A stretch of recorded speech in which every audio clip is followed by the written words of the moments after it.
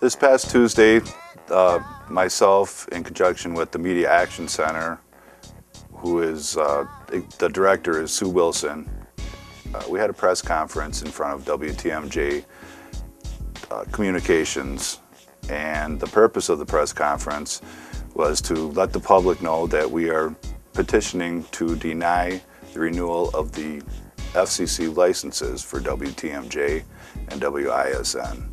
The reason that we are trying to get the licenses renewal taken away is because the licenses are public airwaves. They belong to me, to you, to all the citizens.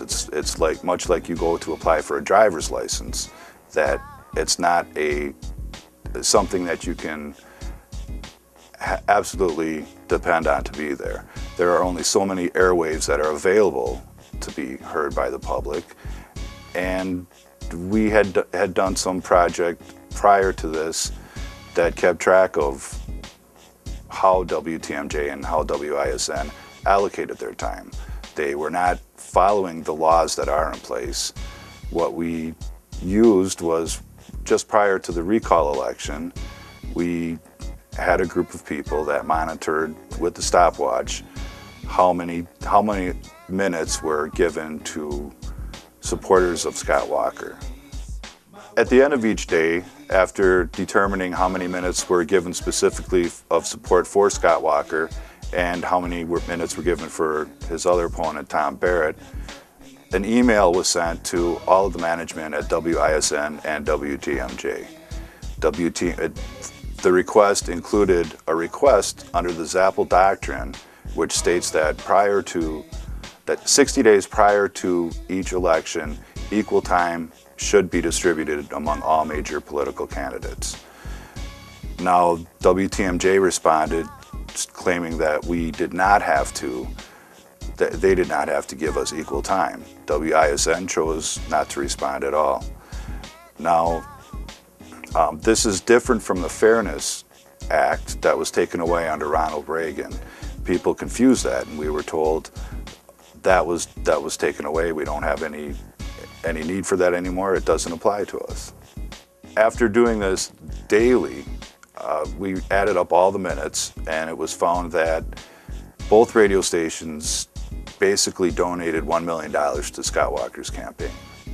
Now, we're not seeking partisanship by saying that you have to portray both sides of the story 24/7 throughout the course of the year. But what the Zapple Doctrine does state is that 60 days prior to an election, there needs to be some kind of equality. And this goes back to the fact that there are a limited amount of airwaves that the public has access to. So all we're asking for is fairness. I obviously have my political views, but this is something that everybody can benefit from. If the roles were reversed and one group sided with Democratic-leaning candidates, the other side would like to have some kind of fairness initiated into it, would like to have their voice heard. And looking at it long-term, it's something that the law is in place. It's a little-known law, and it was one that Sue Wilson was able to find and see that was very applicable to what's going on. Now, after having all this documentation and all these specific times for shows that were covered, a letter was sent by Sue Wilson, who is the director of the Media Action Center, to the FCC, making our complaint, showing evidence of our emails that we had requested under the Zapple Doctrine to have equal time. The fact that the FCC didn't outright dismiss it told me that we had something. Prior to filing the paperwork, I was told, and prior to this project being enacted, I was told that the holy grail, if you will, of the whole thing was documenting the time. Well, we did very good jobs documenting it, as well as requesting on a daily basis an equal time slot for our candidates. Now, just the fact that they didn't outright dismiss it tells me that we were onto something, and they were kind of taken aback by our request.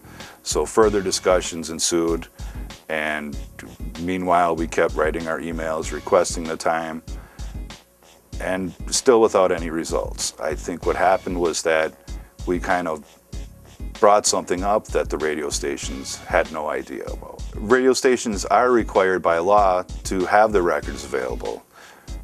And now the first press conference that we had, when we made the public aware of the Zapple Doctrine and our findings, we walked in after the press conference was over and requested to see these records, to see how much an ad costs, how much a minute of time costs on WTMJ, but that's the station that we had the press conference in front of.